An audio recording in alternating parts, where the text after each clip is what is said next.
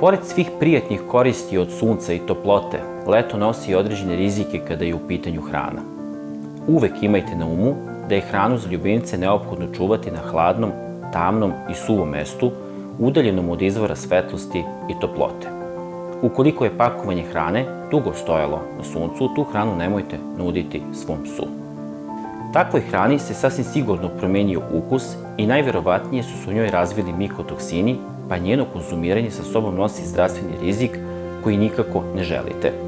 Kao i kod ljudi, metabolizam pasa je u toplijem delu godine nešto drugačiji, pa uglavnom zato psi imaju potrebe za manjim i češćim obrocima. Opšta preporuka je da hrana bude nešto lakša, odnosno sa manjim udelom masti u svom sastavu. Kada je u pitanju ishrana pasa koji žive u kući, budući da je temperatura na koju su navikli gotovo ista tokom cele godine, nije potrebno neko dodatno prilagođavanje količine hrane koju im dajete. Veći izazov su psi koji žive napolju, radni i lovni psi koji su izloženi suncu i visokim temperaturama. Mnogi psi sami instinktivno doziraju količinu hrane koju jedu, ješće onoliko koliko im je potrebno i koliko im prija. Ipak, bolje je da im dajete manje količine hrane kako biste sprečili potencijalno prejedanje i opterećivanje digestivnog trakta. U slučaju prejedanja može doći do dijareja i povrećenja koje mogu poremetiti normalno funkcionisanje sistema za varenje.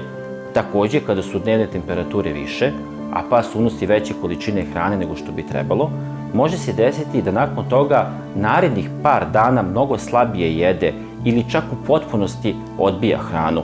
To ne treba da vas brine ako je pas veseo i raspoložen za igru ili trening. Ali ukoliko primetite da mu je apetit više dana izrazito smanjen i ako je raspoloženje psa vrlo promenjivo, obavezno se konsultujte sa veterinarom. Ne zaboravite da je hidratacija od ključne važnosti tokom letnjeg perioda, kada je psima voda neophodna za rashlađivanje i u većim količinama, pa se potrudite da je uvek bude dovoljno i da je ljubimcu lako dostupna. Najvažnije pravilo za vodu: neka uvek bude sveža, ako se ugrejala, zamenite je novom.